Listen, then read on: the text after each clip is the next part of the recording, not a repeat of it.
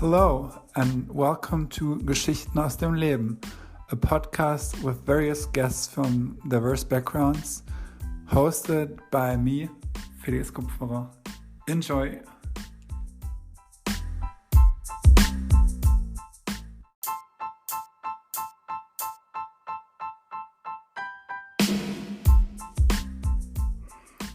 Hola amigos y amigas. Hi guys, this is me again, recording yet another episode of this podcast in English, the second one actually, with Inês, a friend of mine from Lisbon, Portugal, who's recently moved to Belgium. So that's one of the things we're talking about in this episode, about her move and the new life she's starting there, but also about her professional career so far, her wishes and hopes in life, and also how she got from a fancy business school to a very meaningful job in an organization that you wouldn't really aim for coming from a business background. Exciting things she's sharing with us. Thanks for tuning in. Have fun listening and enjoy.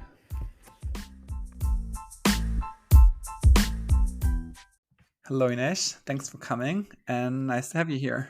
Thank you for inviting me. It's a pleasure. It's been ages, it's been a while, and a lot has happened since we last spoke, so I'm curious about what's up and what's new in your life. Now we're talking from, I'm sitting in Cologne, you're sitting in Leuven in Belgium, but let's talk about Portugal first, because that's where our friendship started, and that's also where you're from. So I guess there's lots of things you miss about your home country, but what do you miss most about Portugal? Yes, that's true. Definitely. I miss a lot my country, but especially the people, like my family and friends, and especially my nephews, because they are small and they don't quite understand why I used to go there like almost every day and now I don't. And I also miss like having social events and plans with my friends. I moved here recently, so I still feel a bit isolated. And apart from the people, the weather, definitely, because although we are in spring already, the weather is not. It's cold and gray still. Yeah, I mean, welcome to Northern Europe. I'd say, we're not really Northern Europe yet, but more north than Portugal. That's just what the weather is like here, I'm afraid. You get used to it. Yeah, but it will be better in a few weeks, I believe. Yeah, I look forward to these days as well. Usually spring gets nicer than what it is right now. It's just a matter of time, I guess. Yeah. I can imagine it must be difficult to start new, start fresh in a different country, like all over again with no social circle or connections yet. And also especially because you moved there for work. Like it's different from like moving somewhere for a semester abroad where you go to university and meet people there instantly. I think it just takes more time and effort, but you'll get there. Yeah, I will. And especially when I start working, I think that part will be easier, like with my colleagues and everything. It was just this first period that was particularly challenging on that side, but So and why, like, what made you move to Belgium, and how did the move go? okay. So last year I took a sabbatic period from my job to travel, and yeah, I traveled through Europe, and it was amazing. And when I got back to Lisbon, I had that feeling that something was missing and that I wanted to have an experience abroad, but not as a traveler. I want to understand and to live abroad and feel what is like and the differences, and having that challenging to be abroad, not as a traveler, but as someone that is living on that country. And I understood that it's a really different experience. And moving here, it was difficult and it was challenging, but yeah, in the end, I think it was worth it. And why Belgium? Like we had, me and my boyfriend, we had this need to experience living abroad, so we start looking for opportunities, job opportunities, and he got an opportunity first. So he's doing a PhD here in Belgium. So then I moved with him, and I quit my job, and yeah, that was it. Yeah, I never know. I always wonder what it's like to move abroad within the European Union because there's less paperwork than moving like to the US or like another country, I guess, because you don't need a visa and you don't need a work permit. But still, there's lots of things to take care of, I assume. How was it for you? Yes, I also didn't knew like how it should be, or if I need to do something in terms of paperwork to move abroad, because I'm an European citizen. But when I moved, I understood that I need to register myself as a resident, and actually I registered myself as looking for a job, and for that you have a 3-month period to find a job or to prove that you are still looking for one. Now I have a job, so that is not a problem anymore. But it was something that was a bit surprising for me, because I thought that I could freely move and live wherever inside the European Union, and that is not quite how it is. But yeah, it's much easier than if I would come from outside the EU. And that's what they always say, right? Like they always say there's no boundaries, there's no restrictions. You can move freely within the European Union and work anywhere. But it doesn't sound like it's that easy after all. Yeah, I was surprised by it. And for the first time I felt that I was not so well received and welcomed because of these barriers. Because for example, for my boyfriend, that he had like a job contract or a research contract, everything was super smooth and easy for him. But since I didn't have a job, and I understand countries don't want people to go there and don't work and maybe be a burden financial wise. Yeah, but I felt that for the first time. And for me, it was really eye opening to see that what you feel as moving to a different country. And I know that I was super privileged to coming from EU and having all these advantages and being it easier, but still it was complicated, and so I became more aware of what it is like for other people to move countries and everything. But now you managed to find a job and things will be easier. Yes, So yes, yes. congratulations on that Thank as you. well. And I mean, now that you moved there and you had some time to figure things out and like look for a job and settle down, how was your first impression of Leuven as a city and Belgium as a country? I really like Leuven. It's not a big city, nothing compared to Brussels, for example. And I like that part of it. I can go by bike everywhere in Leuven. And yeah, it's cozy, but at the same time it has a lot of international students. Leuven is a big university center here in Belgium. So it's lively at the same time. You don't feel like you are, for example, in the countryside where nothing happens. So it's really good to mix these two things. And Belgium has a country I've already visited before moving here. Yeah, but so far I'm really enjoying living here, and especially in spring. Belgium is amazing in spring. Spring, apart from the weather, but it's full of flowers everywhere. So yeah, it's been a good experience so far. Nice. I've never been. I'm really curious. Like I'm going to visit you soon. I look forward to Yes. it. And in September, my parents, brother, and I will also go to Belgium. We'll go to Brussels, Ghent, and Bruges. But like me coming to Leuven is going to be the first experience I'll have. So let's make it a good one. Yes, yes. I'm really excited for you to visit. We are not together for like before COVID.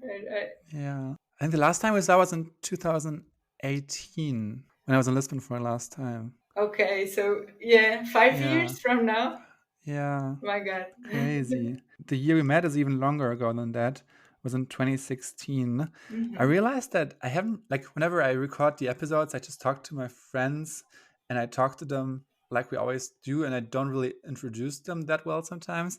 And I also don't explain how we know one another, which is kind of odd because the whole idea of the podcast is to celebrate friendships and also the way friendships grow and like start in the first place. So yeah, let's do that today for the first time, like, and make it proper.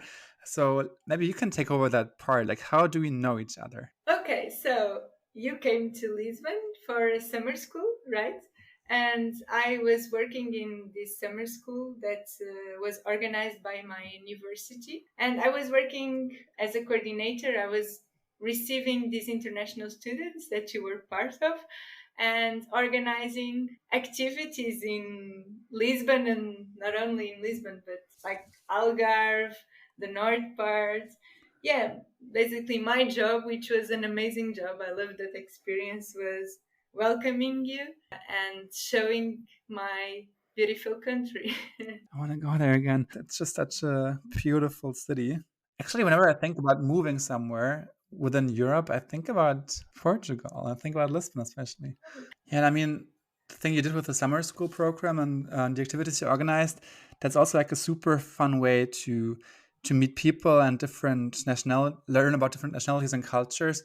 I used to do the same thing more or less, like less structured and not in such a like program kind of way. But I took care of the exchange students in my university, my bachelor's, and like we showed them around Stuttgart back in the days. We went to like the Stuttgart version of the Oktoberfest with them, and we organized some trips. And I always really liked that. And I kept in touch with some of the people, but not so many. It was like the longer you do it, the more often you do it, the more people you meet that come and go. And it's kind of impossible, I think, to keep in touch with everyone. Yeah, for me it was also a way of traveling without traveling because I got to know people from different countries, but also different cultures. I heard that it's good that there's more people coming, but it's also bad for people from Lisbon because rent goes up and up and up, and nobody can afford to live there anymore. That's true. Like, it's really challenging for someone who lives in Portugal and has Portuguese salaries to afford a house in Lisbon. Buying is impossible for like a young person, and renting is also really difficult. I think that the only way you are able to rent a house in Lisbon is if you are a couple and both are contributing for paying the rent, or if you are living with friends. And yeah, that also creates a sense of revolt, let's say, with people that goes to Portugal for work, but they receive salaries from other countries.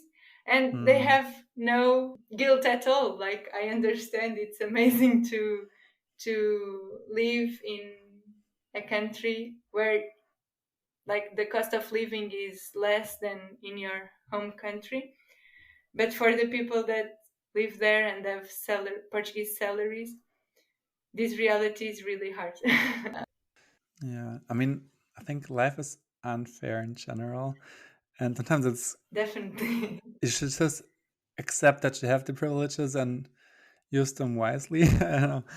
Um, yeah, so you coming from Lisbon, I already know you're quite the expert when it comes to being a tour guide in your own city. But maybe you could also give us some advice on here on the podcast, because I'm sure that many people will want to travel to Lisbon at some point, as they should. So, what's your three top tips and favorite spots in Lisbon? First of all, it's not a specific spot, but the viewpoint. If it's sunny, I would say that go to a view top and enjoy sunset with a drink, maybe, or an ice cream. That is a good plan to enjoy a summer evening in Lisbon. Also, I really like that area from Sé to Graça, which is a typical neighborhood in Lisbon. Yeah, is this typical small houses. It has a lot of character with the tram passing by, and it's also near Feira da Ladra, which is a market, a very particular experience to see. And also the Belém areas near, like all the areas near the river are really nice. And Yeah, I miss it. I will go back at some point. I was actually thinking about it because talking about like the digital scene there, they also have Web Summit every year, like the big digital marketing conference. yeah, I think it's happening in November. I would love to go there once, but then November is not the best time to go to Lisbon weather-wise. it's not, but it will be much better than in Germany. So Yeah, fair enough. yeah, but we have a summit. Like it was a 10-year contract, I believe. So for 10 years, we will have Web Summit in Lisbon. Which is kind of like, I mean, it's digital marketing, so it's somewhat close to my field. I work in PR/marketing. It's also lots of digital aspects. And your university background could have led you into that scene as well, right? Like you studied at ISKTE Mhm. and it was a business program. And that's also how you got involved in the summer school program because you were a student there yourself. But then you kind of like decided to go into a different direction. Can you maybe walk us Yeah, through your life after graduation? yeah. So I studied economics in my bachelor and then management in my master's. And my first job was a really traditional way out of these two courses, business. I worked at Deloitte as a financial editor. Although it was a great school in terms of working efficiency and skills, Excel, like like these core important skills for working in business. It was also something that it was not for me. So I was only there for 9 months and I quickly understood that I didn't want to go to that path. After that, I was unemployed for 9 months, which was a shock. Like I was told that if you did a business course, you would have a job definitely and without much effort. But after that, I found a job in marketing, which was something that I liked. It was still really business, like a big company with goals to meet and everything. I did an internship there for a year, and when that period ended, I knew that I wanted something different from then on. So I started working in a non-profit organization called Future. And this working there was definitely so far my most enjoyable working experience. They work in the education field. So I started getting more interested about it and I did my training certification and I also learned a bit more about other skills and I became a trainer for them. And then in the end, I worked as a project manager also.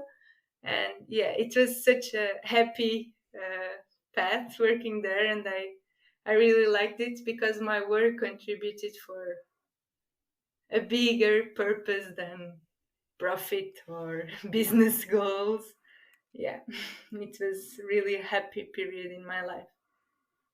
Yeah, it's so hard to get there, I think, because when you study in a business school, all you you learn about and all you start caring about is business and making a profit and like working for the biggest companies to make the best salaries. And you starting at Deloitte is kind of the perfect example for like the outcome of that. Like Mhm. you're in such an environment that's putting a lot of pressure onto you to do that yourself as well, and you get all the networks and the contacts. I guess ISKT is quite a good business school in terms of connections and Yes. networking, and then it's so easy to go into that field, and it's also so tempting, I guess, because everybody tells you should do it and that's all you want to do, and then you realize it's not really what you want to do, it's just what you thought you wanted because everybody talked about it all the time. um, and then also like you working at Fiat and marketing is the same thing again, I guess. Like it's a big international Yeah. corporation. It looks very good on your CV, and everybody is very impressed when you tell them. But if it doesn't make you happy yourself, there's no point in working there. Yes, So it's good definitely. you found a way out into a direction and an organization that made you happy in the end. Yeah, and I feel that I was so connected with this non-profit organization because their aim and their mission was to help students like get to know better about themselves, making better choices, understand how they should choose a job path or a course. So, and that was something that I felt that I missed, that I when I was deciding what I would do in my future and what I would study. And also, it's kind of connecting very well to what you did in the summer school program. You also like help the students there to have a good time and like enjoy the experience and learn more about like not about work, but like about Portugal. So I guess like maybe like you let the foundation for that role even in university without knowing it. Yes, that's true. And like my choices and my like what I did end up leading me to working there. So maybe it was the right choice in the end. We don't know. I don't know. I think if I would start studying again now, and maybe I will do it one day, I would study psychology. I mean, one thing you did at that organization, like as part of your job, was designing educational games, right? And maybe also there you needed some psychological insights or aspects to like develop the games in a way that people would want to play them and like learn while playing. So yes, also there it was kind of part of the whole thing. How do you design a game? How does it work? I'm not an expert in game design or anything, but the way it started was in future we had this idea to create a project for ninth graders, so students that are around 13, 14, because at this age in Portugal in our educational system you have to choose between like four different areas of studies or to do like a professional more like a professional course, and this is such a young age to decide on these things. So we thought that a game would be a nice way to um, help these students make that decision. So I read some books about game design and I did an Erasmus Plus course about game design to help me with this task. And I think in the end, I'm really proud of how it turned out. And last year and this year, the game is being played in Portuguese schools by students like almost every day, um, with nice feedback from the students. And I believe it's helping them with their choice. It sounds like the perfect job that you found there, and also the way you were able to create it for yourself. Because in the beginning, you started in a different role, and then it evolved into what it was in the end. Yeah. And now that you moved to Belgium, you gave it all up, and it must have been hard to let go of that because you always seemed so happy about it, and whenever you talked about it, it sounded like the perfect match. Okay, I was leaving this job, but I knew that it was to living abroad, which was something that I've always wanted.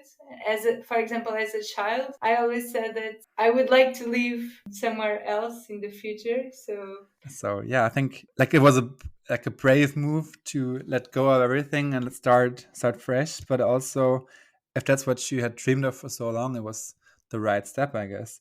But you said that in the beginning, when you moved to Belgium, you didn't have a job yet, and I can imagine that having had that experience before, working in a role that's kind of exceptional, it must have been difficult to decide on which jobs to apply to and what to do next. How did you pick the job openings you liked, and how did you move on with the job hunt after that experience? I couldn't even find like how you would call this profession. Like it was hard for applying for similar things, and also the language barrier. I think it would not help me find a job similar to the one I had, because although Belgium has a lot of like international schools and EU institutions and everything, and a lot of jobs that are English as a working language. I worked with schools and students, so I would have to master their language, for example, to go to school and give a workshop or develop materials for them. So although I wanted to continue working in this type of jobs, I knew that it would be hard to find it. So I tried to look at my skills, to what I liked to do and to what I was able to do, and apply for jobs that made a fit with that. But I have my priorities really well established now. I think that having suffered with not having them really well defined in the past made me now having them really well defined. So, although I was living something that I loved, I knew that there were other parts of my life that would make me happy, even if I find a job that was not as satisfying as the one that I had before. I think that sounds healthy, because whenever you focus too much on work and your job and you define yourself through it, can end in problems.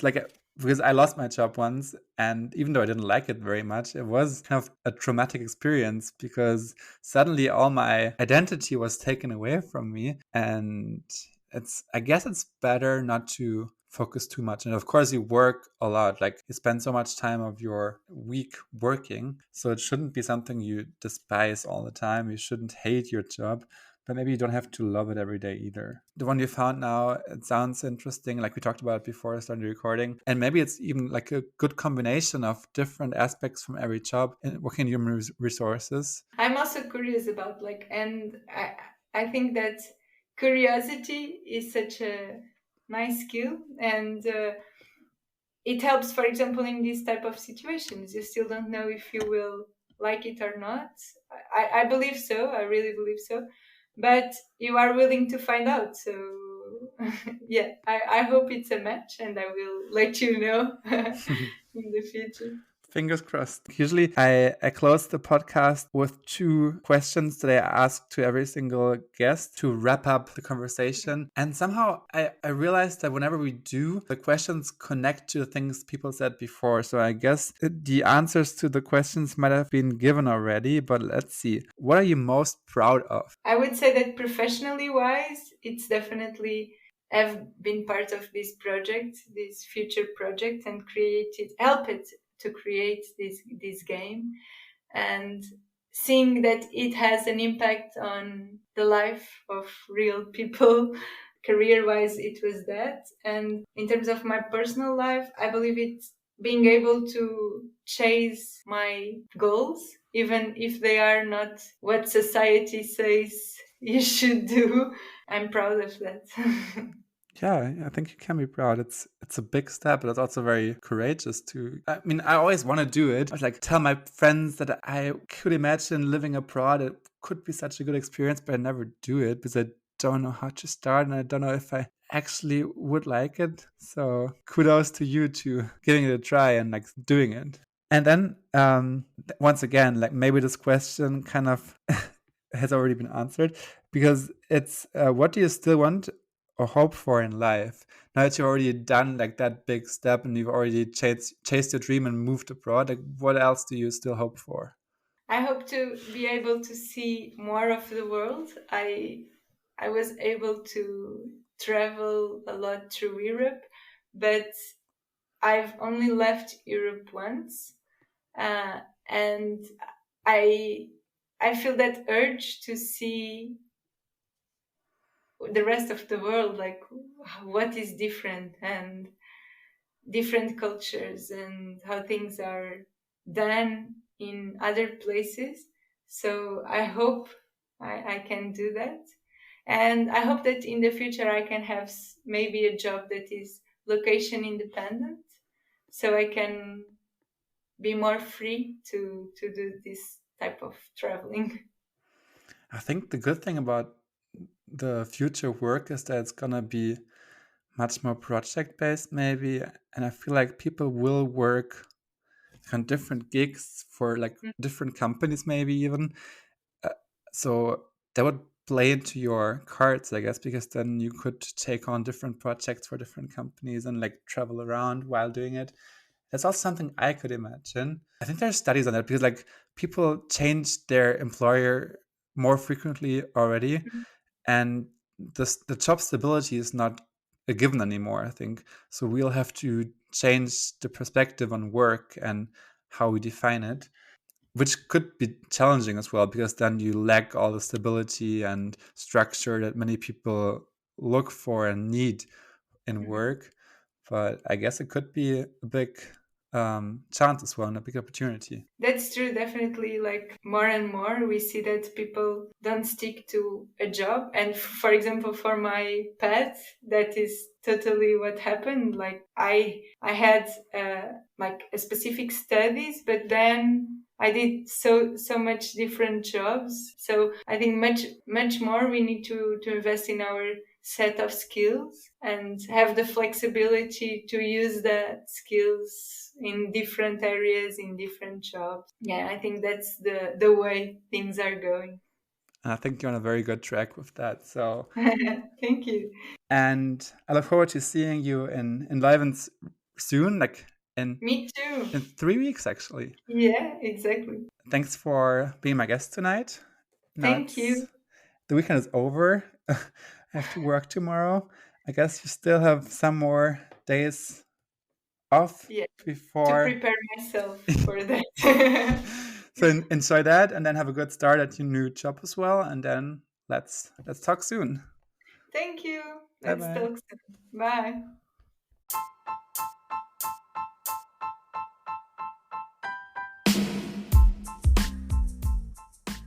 That's it for today, guys. Thank you so much for listening to this podcast and this episode today. If you liked it, please feel free to spread the word, share it with your friends, and also listen to the other episodes. Some of them are in English, and I'm sure there will be more international guests coming onto the show soon. So stay tuned. Follow the podcast on Spotify, iTunes, wherever you listen to it. And also feel free to message me on LinkedIn or my Instagram page. Thank you so much. Bye bye.